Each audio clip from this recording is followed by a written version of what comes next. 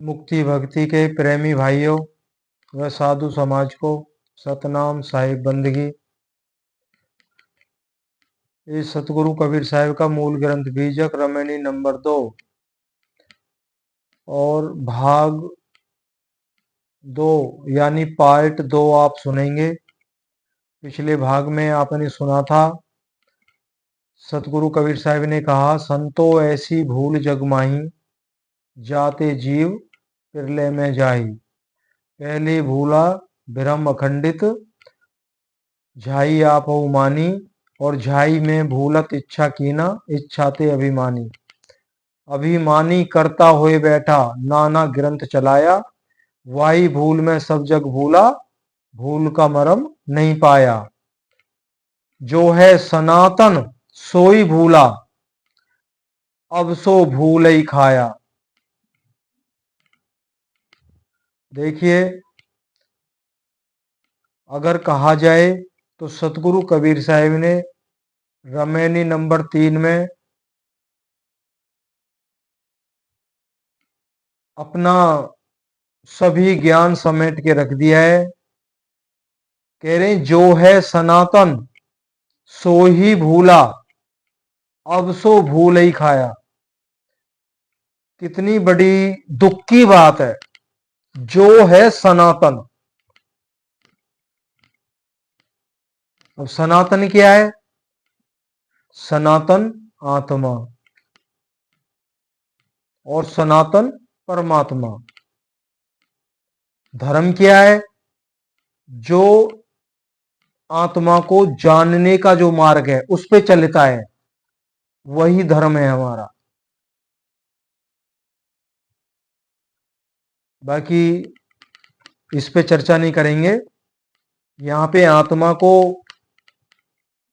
सनातन कहा गया है। जो है सनातन सोई भूला, के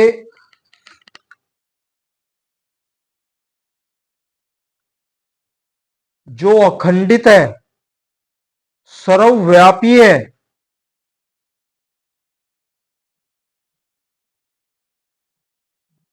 या जिसका कोई वर्णन ही नहीं किया जा सकता, वो इस संसार में दर बदर भटका खा रही है। शब्द बिना सुरत आंध्री कहो गांव को जाए, द्वार न पावे शब्द का फिर भटका खा। इतनी दुर्दशा हो गई है, इतनी दुर्दशा हो गई है, दुर्दशा का भी वर्णन नहीं हो सकता वर्तमान युग में। तो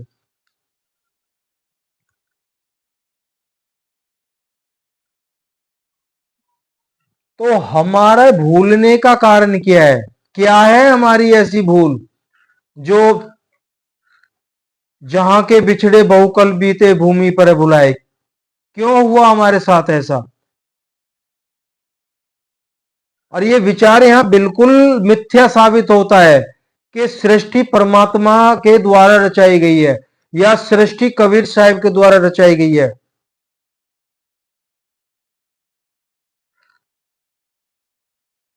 परमात्मा क्रिया में नहीं है, तो ये तो क्रिया में है सृष्टि रचना। फिर परमात्मा तो दयालु है, वो कृपालु है। क्या परमात्मा ऐसा खेल खेलेगा? फिर तो ये प्रश्न ही नहीं उठेगा कि परमात्मा अचल है, एक रस है, एक स्थिति में रहता है, परमात्मा किसी क्रिया में नहीं आता, वो निकर्मी है, वो किसी कर्म में नहीं आता, ना परमात्मा का जन्म होता है ना मरण होता है। अगर परमात्मा सृष्टि रचते हैं तो सभी क्रियाओं में आएंगे वो। और फिर परमात्मा, मान लो परमात्मा सृष्टि रचता है, तो परमात्मा का तो ये गुण है ही नहीं, ये स्वभाव भी नहीं है कि जीव आत्मा को दुख में देखे। नहीं देख सकता है परमात्मा जीवात्मा को दुख में। लेकिन ये आज तो दुख की बात ही नहीं है, अथाह दुख है। वो दुख जिसका वर्णन ही नहीं कर सकते, उस दुख की पीड़ा को आज आत्माएं सह रही हैं वर्तमान युग में। तो परमात्मा ऐसा खेल नहीं खेल सकता कि अपने मनोरंजन के लिए सृष्टि की रचना करता है और जीवों को कर्मों के बंधन में बांधता है, शुभ शुभ कर्मों में भटकाता रहता है। क्या परमात्मा, इसी का नाम परमात्मा है? विचार करिए। लेकिन हम मतलब कि समझ संसार में भूल पड़ी है, झूठा हमें उपदेश दिया जाता है, भूल भ्रम में हमें डाला जाता। इसी भूल भ्रम के कारण ही साहिब ने कहा है ना, जाते जीव मिथ्या में जाई या प्रलय में जाई, वाई भूल में सब जग भूला और भूल का मरम ना पाया। परमात्मा ये खेल नहीं खेल सकता।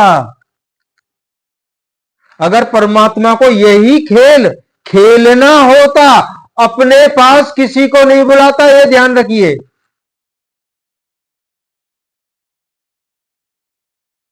संसार उजड़ जाएगा। कई महापुरुषों के ऐसे प्रवचन है कि परमात्मा एक ठग है और सबको माया रूपी ठगमूरी बूटी सुंगा रखी और सबको लूट रहा है। कैसे प्रवचन करते हैं? ये महान संतों के प्रवचन है।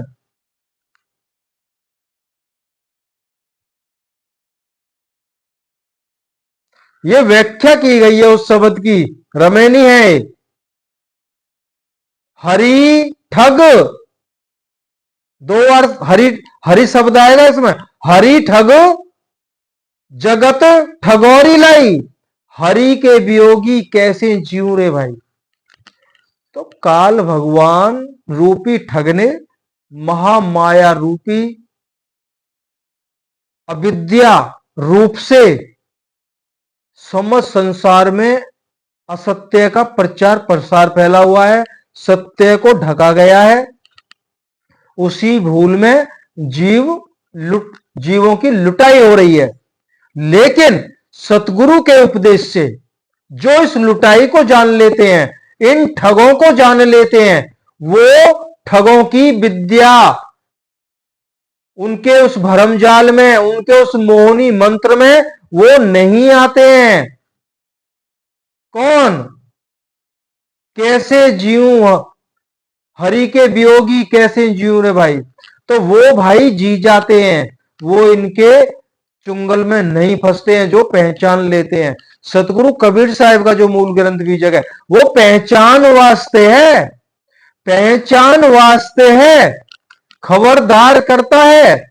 अगर ऐसा करोगे तो लूटे जाओगे।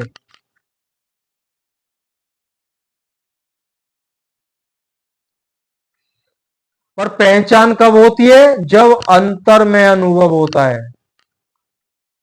कौन सा अनुभव? जो सतगुरु कबीर साहब देते हैं। निर्भयता आ जाती है फिर। चलो सब रमैनी को आगे लेते हैं।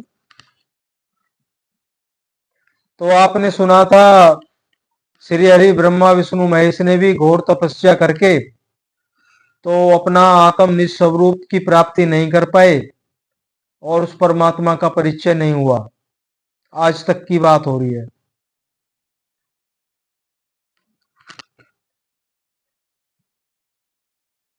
और कैसे जो उन्होंने देखा था ब्रह्म निरंजन की भक्ति करके रारंकार सोहंग ओम शब्द संयुक्त ज्योति स्वरूप निरंजन का जो उन्होंने परिचय किया था, वही सब हमारे वेदों का सार है, वही भक्ति का प्रचार प्रसार है। आगे अब यहाँ पे सूक्ष्म सृष्टि की रचना का वर्णन थोड़ा किया है, फिर आगे विस्तार से। शब्द आपने सुनी लिया था, प्रथम आरंभ कौन को भयो, दूसर प्रगट कौन को ठयो। अब यहाँ पे सूक्ष्म सृष्टि की रचना कैसे हुई? परगटे पवन पानी और छाया, बहु विस्तार के परगटी माया। सृष्टि सृजन में चेतन आत्मा से सर्वप्रथम सूक्ष्म सृष्टि प्रकट हुई। उस सूक्ष्म सृष्टि में एको हम के रूप में मन निरंजन। जब सृष्टि रचना उत्पन्न हुई तो एको हम के रूप में मन और निरंजन। अब ये सवाल मत करना कि कितनी बार निरंजन पैदा हो गए। 5 ब्रह्म का जन्म हुआ है। कौन से? प्रथमे ब्रह्म इच्छा से 5 शब्द उचारा, सोहंग रारंकार निरंजन शक्ति और ओंकारा। ये 5 मुख्य ब्रह्म है और इनको 5 शब्द भी कहा जाता है। 5 महामंत्र, सुप्रीम पावर युक्त मंत्र भी कहा जाता है इनको। इसलिए सृष्टि रचना के विषय में तर्क वितर्क हमारा व्यर्थ है।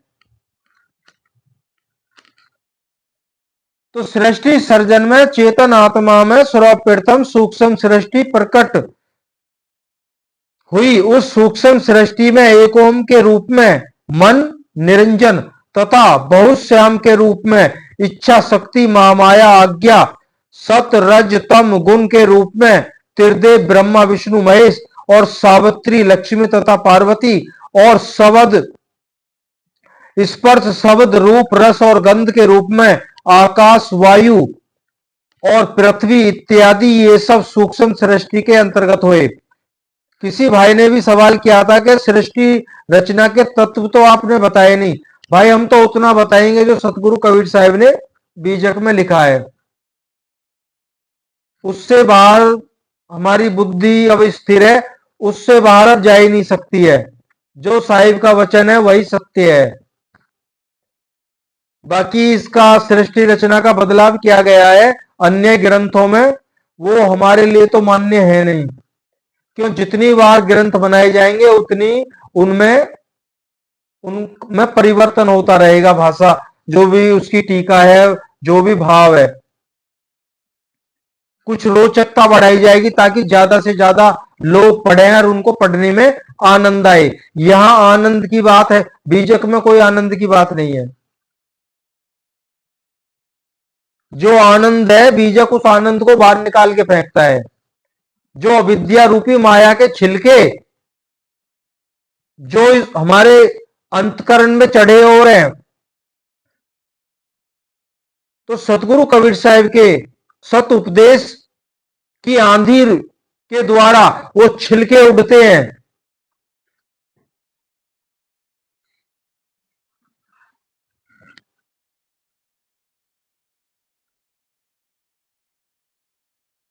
कह रहे हैं ये 5 रस रूप रस गंध स्पर्श और शब्द के रूप में आकाश वायु अग्नि पृथ्वी इत्यादि ये सब सूक्ष्म सृष्टि के अंतर्गत वही पुनः स्थूल सृष्टि में स्थूल रूप में प्रकट हो गए।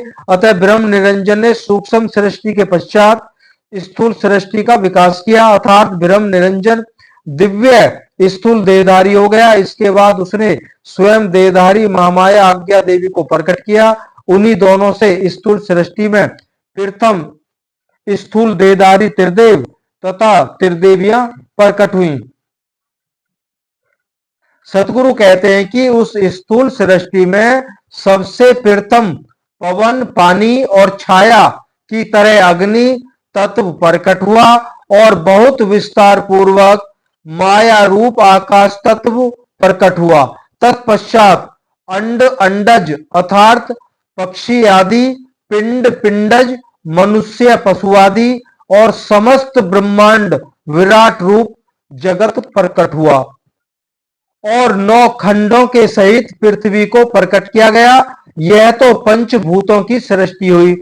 अब सतगुरु कहते हैं सिद्ध साधक और सन्यासी आदि प्रकट हुए और ये सब इस संसार का सृजन करने वाला कोई अविनाशी ईश्वर है ऐसा विचार कर उसकी खोज में लगे रहे। इसी प्रकार सृष्टि के आदि काल में त्रिदेवों द्वारा सुर नर तथा ऋषि मुनि महर्षि आदि भी सब के सब प्रकट हुए। ये सब उसी सृष्टिकर्ता ईश्वर निरंजन की खोज में हार थक गए और अंत में ब्रह्मांड के अंतर्गत ओम सोहंग रारंकार ज्योतियों में ही अपनी स्थिति किए।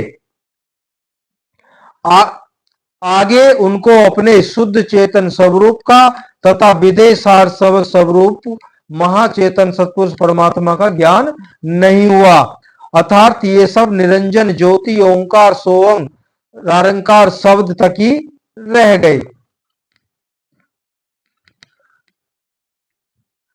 तो प्रेमी भाइयों, आपने सुना अखंड ज्योति का जो दर्शन किया था श्री हरि ब्रह्मा विष्णु महेश ने, रारंकार ओम सोहंग शब्द को सुना था, और भी अन्य शब्द वहां पे गुंजयमान है जो 10 तरह की धुन बताई जाती हैं, जिनको कान और आंख बंद करके सुना जाता है, देखा जाता है। कह रहे यही सब प्रचार प्रसार 4 वेदों में वर्णित किया गया और उन वेदों के द्वारा ऋषि मुनि महर्षि बड़े बड़े महापुरुषों को दिया गया। उन महापुरुषों ने घोर साधनाएं करके उन्होंने भी प्राप्त किया और उन्होंने अपने भाव से, अपने मन से, और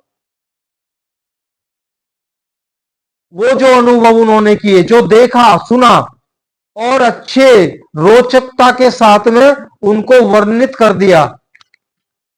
धर्म ग्रंथ बढ़ते चले गए, 4 वेद, 6 शास्त्र, 18 पुराण, 108 उपनिषद। तो ज्ञान बढ़ता गया, लेकिन ये ज्ञान बढ़ता तो गया, लेकिन पहुंच कहां तक? पहुंच तो काल भगवान तक ही है, हद से हद ज्योति स्वरूप तक है। जो भी वहां पहुंचे वो अपना आत्म निज स्वरूप का दर्शन ना कर पाने से वो परमात्मा को नहीं जान पाए। और जिसको परमात्मा उन्होंने जाना, उन्हीं के द्वारा हम भूलवश इस पिंड में आए और उन्हीं के द्वारा मन हमारे साथ में लगाया गया, हमारी सूरत के साथ बांध दिया गया, जीव के साथ बांध दिया गया, और नाना प्रकार के शुभ कर्म और वासनाओं में हम बंध गए और आज तक छुटकारा नहीं मिला है। तो इस बात को हमें अच्छे से समझ लेना है। तो समस्त संसार में ये भूल पड़ी हुई है, जप तप पूजा पाठ दान तीर्थ स्थल योगा आदि सब यही एक भूल है। हम सब इसी भूल में पड़े हुए हैं, इसलिए हमारा पिंड से छुटकारा नहीं हो रहा है। जब ऐसी दुर्दशा देखी तो परमात्मा की कृपा से, उनकी दया से सतगुरु कबीर साहिब का आगमन हुआ। कलयुग में ही नहीं, वो 4 युगों में भी आए और 4 युगों में उन्होंने, उन्हीं की तो वाणी है कि एक नाम से उद्धार होगा, लेकिन बिना अनुभव के अज्ञान अवस्था में उस नाम को हम शब्दों में स्वर व्यंजन संयुक्त 52 अक्षर यावत शब्द मंत्र आदि में उस नाम को हम ढूंढते रहे हैं, ढूंढ रहे थे और ढूंढ रहे हैं, आगे भी ढूंढते रहेंगे। क्यों? अनुभवहीनता के कारण। जब सतगुरु जिस जीव को अनुभव दे देते हैं तो वो उस शब्द तक पहुंच जाता है। वो खोजना नहीं है उस शब्द को, वो शब्द प्रकट हो जाता है। जब शब्द प्रकट हो गया, अब देखिए आप एक बात बताइए, अगर हमारी मंजिल दूर है और हम चलते चलते थक गए हैं, किसी ने बता दिया हमें सही रास्ता, तो हम अपनी मंजिल पे पहुंच गए, जैसे भी गिरते मरते। अब उस मंजिल पे हम जब पहुंच गए, क्या तब भी हमारी भाग दौड़ रहेगी? भागेंगे क्या? नहीं भागेंगे। एक गहरी सांस लेंगे, बड़ा सुकून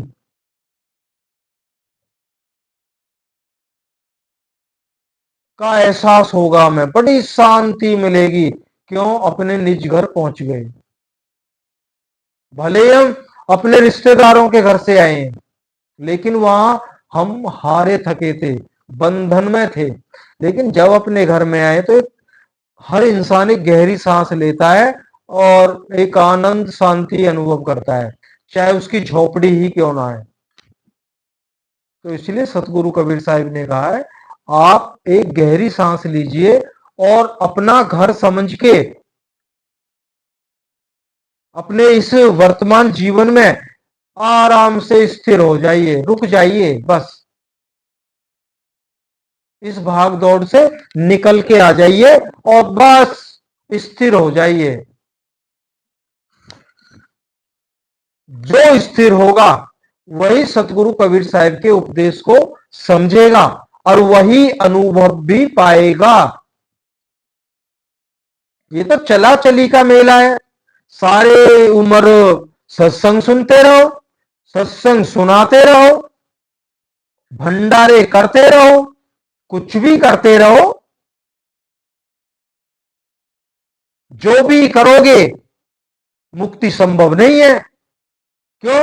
सतगुरु कबीर साहब का जो सतुपदेश है, जिसको हम सार नाम कह के वर्णन करते हैं, सार सार शब्द कह के वर्णन करते हैं, नी अक्षर कहा जाता है, विदे स्वरूप कहा जाता है, अखे नाम कहा जाता है। भाई ये सब क्रिया में नहीं है, क्रिया करने से इसकी प्राप्ति होगी नहीं। ये बहुत बड़ा भेद है और इस भेद को कई बार हमने खोल भी दिया है। हो सकता है उसकी सजा हमें मिले, हमें पछतावा भी होता है कि ऐसा नहीं, जैसा बताया गया केवल उतना ही बोलना था। चलो अज्ञानी है, अज्ञानवश हो गया, जो साहिब करेंगे ठीक है। तो भाइयों, कोई नहीं दे सकता, हम आपको कुछ नहीं दे सकते, कोई गुरु कुछ नहीं दे सकता है। जो मिलेगा वो आप ही के द्वारा आप ही को मिलेगा।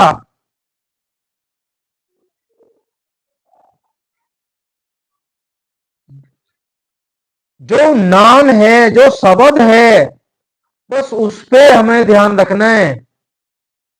केवल उतना ही मार्ग ढूंढना है जिससे वो प्राप्त होता है। ये तो साहिब का ज्ञान है, अनंत भाषाओं में लिखा गया, अनंत भाषाओं में साहिब ने वर्णित किया, ताकि हम समझ सकें, हमारे अंदर उत्साह बढ़े। अब बहुत लोग मोटिवेशनल वीडियो डालते हैं बिजनेस को लेके, ताकि सुनने वालों के अंदर उत्सुकता बढ़े, उत्साह बढ़े, एक डर वो निकल जाए दूर दूर तक। तो सतगुरु कबीर साहिब का मूल ग्रंथ बीजक जो सदग्रंथ है, ये मोटिवेशनल है, ये उत्साह बढ़ाता है। हट जाओ, मुझे कोई नहीं रोक सकता, अब जो समझ जाता है। थोड़ा सा और है, बने रहिए। तो ये तो शब्द का वर्णन था। अब साहिब ने जो साखी बोली थी, अब उसका वर्णन है।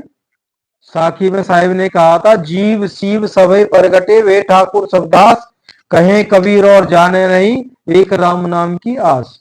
उसका वर्णन साहिब कर रहे हैं। जीव कोटि के और ईश्वर कोटि के ये सब प्रकट हुए, इसके बाद उनमें ईश्वर कोटि के ब्रह्मा विष्णु और महेश आदि ठाकुर सभी स्वामी बने, और जीव कोटि के अब देखिए, जो ईश्वर कोटि के जो भी जीव आत्माएं वो ठाकुर या स्वामी बन गए, और जीव, जो जीव कोटि के ईश्वर कोटि के तो दास बन गए एक ही, और जीव कोटि के ईश्वर कोटि के स्वामी बन गए और जीव कोटि के दास बन गए। क्या परमात्मा ये खेल खेलेगा? हम परमात्मा के सभी पुत्र हैं। कुछ पुत्रों को मालिक बना दे और कुछ पुत्रों को गुलाम बना दे, तो ये तो दूर दूर तक सपने में भी नहीं सोच सकते। ये परमात्मा का काम नहीं है। इसलिए पहले कबीर साहिब को तो तब जानेंगे हम, तो कबीर साहिब के उपदेश को मानेंगे। उपदेश को तो मान ही नहीं रहे। कबीर साहिब बार बार कह रहे हैं सृष्टि रचना किसने की, किसने की, किसने की। हम कह रहे हैं सृष्टि रचना आपने की, आपने की, आपने की। कैसे बात बनेगी? हुक्म का पालन नहीं कर रहे हम।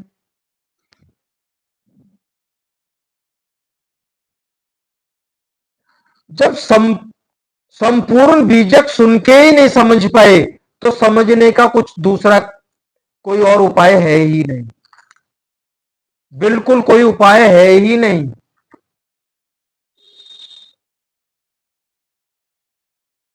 अगर दूसरा जन्म धर के फिर आ गए हम, तो यही बीजक का सतुपदेश अगर हमारे भाग में होगा तो किसी न किसी माध्यम से हमारे सामने फिर आएगा। क्या फिर भी हम यही कहेंगे कि परमात्मा ने सृष्टि रची है, परमात्मा ने हमको फंसाया है, परमात्मा ने सब किया है? उससे अच्छा है तो हम अभी समझ जाएं।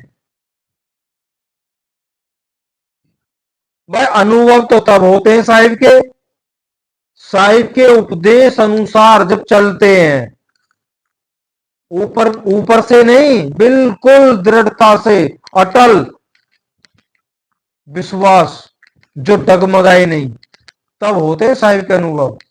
क्यों? साहिब ही चलाते हैं आगे, हम नहीं चल सकते। पहले बताया गया है ना, हम तो बंधे हुए हैं, कदम नहीं रख सकते। हाँ, बंधे बंधे हम सतगुरु से पुकार कर सकते हैं, उस पर विश्वास कर सकते हैं, उससे विनती कर सकते हैं, तो वो बंदी छोड़ है, वो हमें छुड़ाएगा।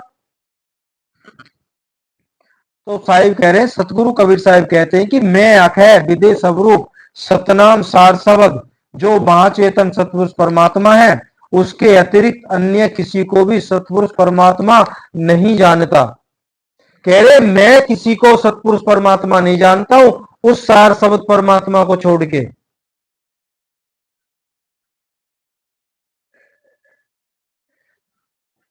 अन्य किसी को भी सतपुरुष परमात्मा नहीं जानता हूं, अर्थात नहीं मानता हूं। अतः मुझे तथा मेरे अनुयायी भक्त साधक संतों को तो उसी की सर्वता के लिए निष्ठ करे। मुझे और मेरे जो साधक हंस हैं, जो प्रेमी है, मेरे अनुयायी भक्त साधु संतों को तो उसी एक सर्वदा के लिए निष्ठा, आशा अर्थात लगन रहती है। अतः जो सर्वोपरि महाचेतन सतपुरुष परमात्मा है, वही सर्व आत्माओं के निरंतर रमने का कारण है। अखय विधेय सत्यनाम और सारसवद इत्यादि भी कहा जाता है। उसी को आदि नाम सत्य नाम भी कहते हैं। केवल सारसवद, सार नाम, अखय नाम, विधेय नाम और सत्य नाम, उसी जो पूर्ण परमात्मा है, समस्त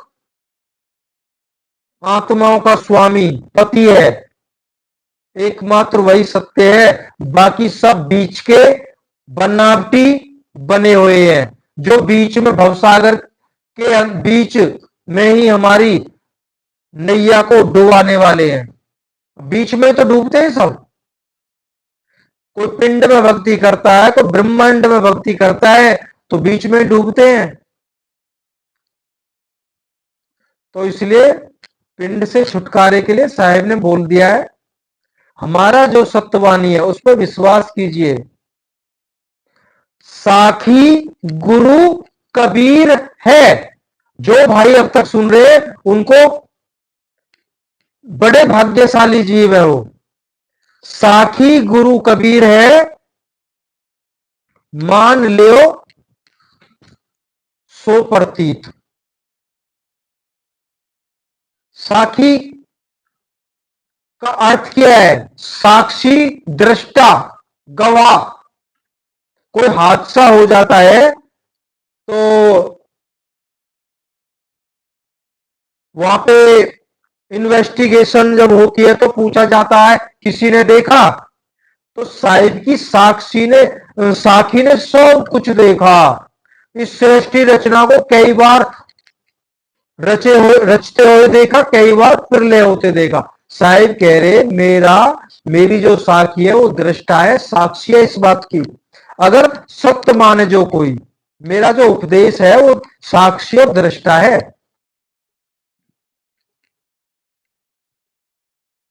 अगर वो उस पर विश्वास करके मानता है तो साखी गुरु कबीर है।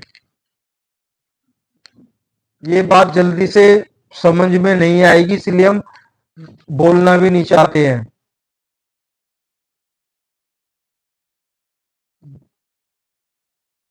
सतगुरु कबीर साहिब स्वयं गुरु बन जाते हैं। ये भी एक कड़वा सत्य है, स्वयं गुरु बन जाते हैं। हमें शब्द गुरु की तो आवश्यकता है भाई, देही गुरु हम बनाते हैं, उसके जरिए हमें शब्द गुरु की प्राप्ति होती है। काम हमारा शब्द गुरु से बनेगा। सतनाम साहिब बंदी।